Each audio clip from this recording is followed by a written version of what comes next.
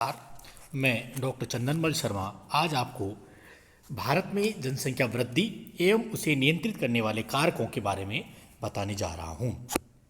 जनसंख्या को इंग्लिश में पॉपुलेशन कहते हैं।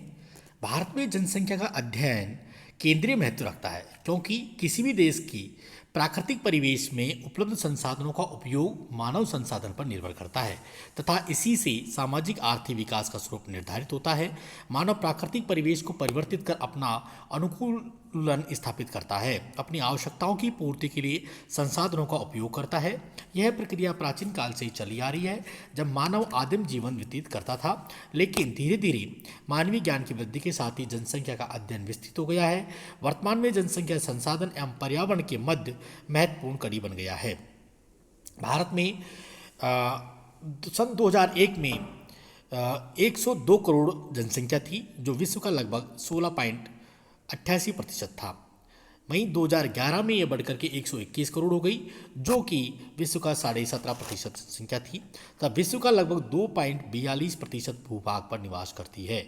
चीन के बाद भारत विश्व का दूसरा बड़ा जनसंख्या वाला देश है, जबकि गणितीय घनत्व की दृष्टि से भारत 382 और चीन 132 से काफ़ी आगे है। देश में जनसंख्या संसाधन वितरण संतुलन नहीं है। उत्तर प्रदेश में 19.95 करोड़ लोग रहते हैं, जो जापान की जनसंख्या 12 से करोड़ से अधिक है। इस प्रकार देश में 31.16% लोग शहरी परिवेश में रहते हुए द्वितीयक, तृतीयक और चतुर्थक व्यवसाय करते हैं। नगरों की जनसंख्या तीव्र गति से बढ़ रही है। भारत की 1/3 जनसंख्या ही कार्यशील है, जिस पर 2 लोग आश्रित है। इसी प्रकार कार्यशील जनसंख्या में भी पुरुषों की प्रधानता है। कुल कार्यशील जनसंख्या में 51% पुरुष एवं 16% स्त्रियों की भागीदारी है। देश के 26.93 करोड़ लोग तेंदुलकर समिति के अनुसार गरीबी रेखा के नीचे जीवन यापन करते हैं। जनसंख्या का एक बड़ा भाग लगभग आधी आबादी 20 वर्ष से कम आयु वर्ग का है। इस प्रकार देश की जनसंख्या का मात्रात्मक स्थिति तो विश्व संदर्भ में अच्छी है, लेकिन गुणात्मक दृष्टि से एक मानव संसाधन का अभाव है, जो साथ ही समान रूप से वितरित भी नहीं है। जनसंख्या वृद्धि किसे कहेंगे? Population growth. जनसंख्या वृद्धि, वितरण, घनत्व तीनों पक्ष भिन्न हैं तथा ये तीनों भिन्न प्रकृति के कारकों से ही नियंत्रित होते हैं। अर्थात जनसंख्या वृद्धि को प्रभावित करने वाले कारक अलग हैं, जबकि वितरण एवं घनत्व को अन्य कारक नियंत्रित करते हैं। किसी भौगोलिक क्षेत्र की जनसंख्या के आधार में एक निश्चित समय में होने वाली परिवर्तन को जनसंख्या वृद्धि कहेंगे। जनसंख्या वृद्धि किसे कहेंगे? किसी भौगोलिक क्षेत्र की जनसंख्या के आधार में एक निश्चित समय में होने वाले परिवर्तन को जनसंख्या वृद्धि कहेंगे। वर्तमान में राष्ट्रीय स्तर पर मुख्यतः जनसंख्या वृद्धि ही दृष्टिगत होती है, जिसके कारण जनसंख्या परिवर्तन को जनसंख्या वृद्धि का पर्याय माना जाने लगा है। जनसंख्या परिवर्तन में धनात्मक या ऋणात्मक पर ध्यान नहीं दिया जाता है, वरन इसे कुल जनसंख्या के रूप में माना जाता है। जनसंख्या वृद्धि को नियंत्रित करने वाले कारक। जनसंख्या वृद्धि को प्रभावित करने वाले कारक वे हैं जो किसी प्रदेश में जन्म दर, मृत्यु दर और स्थानांतरण को नियंत्रित करते हैं, क्योंकि इन्हीं 3 प्रक्रियाओं को प्रभावित कर जनसंख्या वृद्धि को नियंत्रित किया जा सकता है। इन तीनों प्रक्रियाओं को प्रभावित करने वाले कारकों को निम्न प्रकार से हम देखते हैं।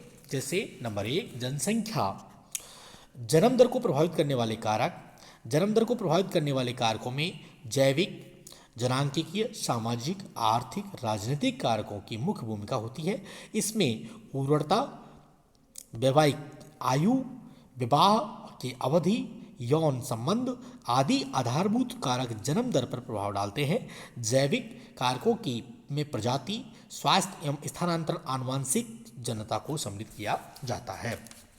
नंबर 2, मृत्यु दर को प्रभावित करने वाले कारक। जन्म दर की तरह मृत्यु दर को भी जनांकिकी, सामाजिक, आर्थिक कारकों के साथ ही अनेक आपदाएं प्रभावित करती हैं। जनांकिकीय कारकों में आयु, यौन संरचना का महत्वपूर्ण योगदान है। पुरुषों की तुलना में स्त्रियों की जन्म के समय जीवन प्रत्याशा अधिक होती है। कुछ कम विकसित देशों में गर्भधारण की आयु की महिलाओं की इस आयु के पुरुषों की तुलना में उच्च मृत्यु दर होती है। सामाजिक कारकों में शिशु भ्रूण हत्या की परंपरा प्रमुख है। जैसे भारत जैसे देश में जहां दहेज की कुप्रथा के कारण कन्याओं की आवश्यकता न मानकर बोझ माना जाता है, आवास, पोषण, स्वच्छता आदि भी मृत्यु का दर को नियंत्रित करते हैं। जनसंख्या स्थानांतरण। जनसंख्या की गतिशीलता भी जनसंख्या वृद्धि पर प्रभाव डालती है।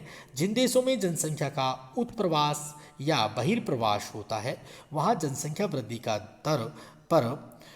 दर पर ऋणात्मक प्रभाव पड़ता है, जबकि जिन क्षेत्रों में अन्य क्षेत्रों से आप्रवास होता है, माइग्रेशन होता है, वहाँ जनसंख्या वृद्धि दर धनात्मक रूप से पाई जाती है।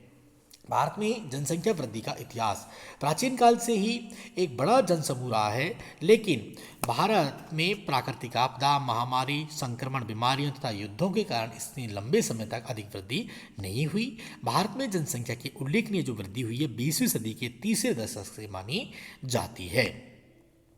भारत में जनसंख्या की गणना की सर्वमान्य जानकारी सन 1881 के उपरांत मानी जाती है, जिससे पूर्व विद्युत रूप से कोई जनगणना नहीं हुई है। एक अनुमान के आधार पर भारत में 300 वर्ष ईसा पूर्व 100 से 140 मिलियन जनसंख्या थी, जो 1600 ईस्वी तक 100 मिलियन के आसपास ही रही। फ्लेयर ने अनुसार 1800 में भारत में 18 करोड़ जनसंख्या थी। ग्रेट ब्रिटेन के महापंजीयक के अनुसार 1885 में भारत की जनसंख्या 17.5 करोड़ थी, जबकि एक संसदीय पत्रपत्र के अनुसार ये 18.1 करोड़ थी। ऐसी स्थिति में जनसंख्या वृद्धि में युद्धों, संक्रमणों और अकाल आदि के कारण आकस्मिक उतार चढ़ाव आता रहा। भारत की जनसंख्या 19वीं शताब्दी के उत्तरार्ध में 1960 के बाद शांति और राजनीतिक स्थिति के कारण निरंतर वृद्धि होती रही है। 20वीं शताब्दी में भारत में जनसंख्या वृद्धि अभूतपूर्व एवं चिंताजनक रही है। राष्ट्रीय परिप्रेक्ष्य में प्रथम जनगणना 1901 में हुई, जिस समय भारत की जनसंख्या 23.8 करोड़ थी, जो स्वतंत्रता प्राप्ति के दौरान से बढ़कर 36.10 करोड़ तथा सदी के अंत में 4 गुना से अधिक 102 करोड़ हो गई। भारत की जनसंख्या की तुलना में अन्य बड़े देश चीन को छोड़कर पीछे हैं। इसमें संयुक्त राज्य अमेरिका में 28.29 करोड़, इंडोनेशिया में 21.21 करोड़, ब्राजील में 17.1 करोड़ जनसंख्या के साथ क्रमशः तीसरे, चौथे और पांचवें स्थान पर हैं। अगर हम बात करें 2011 में संपूर्ण विश्व की जनसंख्या 700 करोड़ हो गई। भारत में सन 1872 में पहली बार जनगणना की गई, किंतु जनसंख्या का क्रमवार आकलन 1881 से ही किया गया। 11 मई 2000 को भारत में 1 अरबवें शिशु के रूप में जन्म लेने वाली कन्या का नाम आस्था नाम दिया गया। उक्त सारणी से स्पष्ट है कि भारत में जनसंख्या में काफ़ी उतार चढ़ाव रहा है। अतः वृद्धि दर के आधार पर 20वीं शताब्दी की जनसंख्या संपूर्ण जनसंख्या वृद्धि को निम्न 4 भागों में बांट सकते हैं: स्थिर जनसंख्या, धीमी गति से बढ़ती जनसंख्या, तीव्र गति से बढ़ती जनसंख्या और 1981 के बाद की जनसंख्या। देखिए, अगर हम बात करते हैं स्थिर जनसंख्या की, तो ये समय है 1901 से 1921 के मध्य का, और इस समय 20वीं शताब्दी के प्रथम दशक में प्लेग और इन्फ्लुएंजा देश के बड़े भाग में महामारी के रूप में फैले और जिससे 1 से 1 करोड़ व्यक्तियों की मृत्यु हुई। तो इस समय स्थिर रही जनसंख्या, धीमी गति से बढ़ती जनसंख्या 1921 से 51 के मध्य इस समय 11 करोड़ की वृद्धि हुई और 1921 को भारतीय जनसंख्या विकास में एक महान विभाजक, ग्रेट डिवाइडर माना जाता है, क्योंकि इससे पूर्व जनसंख्या लगभग स्थिर थी और यहीं से जनसंख्या वृद्धि की प्रवृत्ति प्रारंभ होती है। तीव्र जनसंख्या वृद्धि 1951 से 81 का जो दौर है, जिसका मुख्य कारण मृत्यु दर निरंतर घटते रहना और जन्म दर में लगभग स्थिर रहना। इस अवधि में भारत की जनसंख्या लगभग 2 गुनी हो गई थी।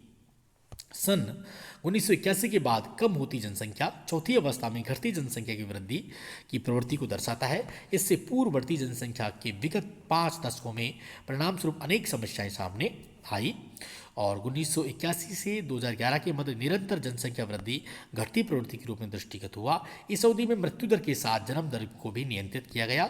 2011 में जनगणना से स्पष्ट है कि भारत की जनांकी संक्रमण की चतुर्थ अवस्था की ओर अग्रसर हो रहा है तथा अनुमान लगाया जाता है कि भारत सन 2020 तक इस अवस्था में प्रवेश कर लेगा, जबकि वर्तमान में तीसरी अवस्था के अंतिम चरण में चल रहा है। देश की जनसंख्या वृद्धि की दर वर्तमान में 1.64 है, जो 2026 में 0.9% हो जाने की संभावना है। 2011 की कुल जनसंख्या 121.5 करोड़ थी, जो 26 में 140 करोड़ हो जाएगी। जनसंख्या स्थिरता का लक्ष्य। देश की जनसंख्या 1945 तक स्थिर करने दीर्घकालीन लक्ष्य सन 2000 की राष्ट्रीय जनसंख्या नीति में निर्धारित किया गया था। इसके लिए जनसंख्या नीति 2000 के मध्यकालीन लक्ष्य 2010 कुल प्रजनन दर 2.1 प्राप्त करने का, उत्तर व मध्य भारत की बड़ी जनसंख्या वाले राज्यों में इस दिशा में हुई धीमी प्रगति के चलते 2010 में कुल प्रजनन दर 2.1 प्राप्त नहीं किया जा सका। यह दर 2.5 राष्ट्रीय औसत तक ही लाई जा सकी। सन 1945 तक देश की जनसंख्या स्थिर नहीं हो सकेगी तथा यह लक्ष्य अब 2070 तक ही प्राप्त किया जा सकेगा, किंतु देश की जनसंख्या तब तक 170 करोड़ हो चुकी होगी। Thank you.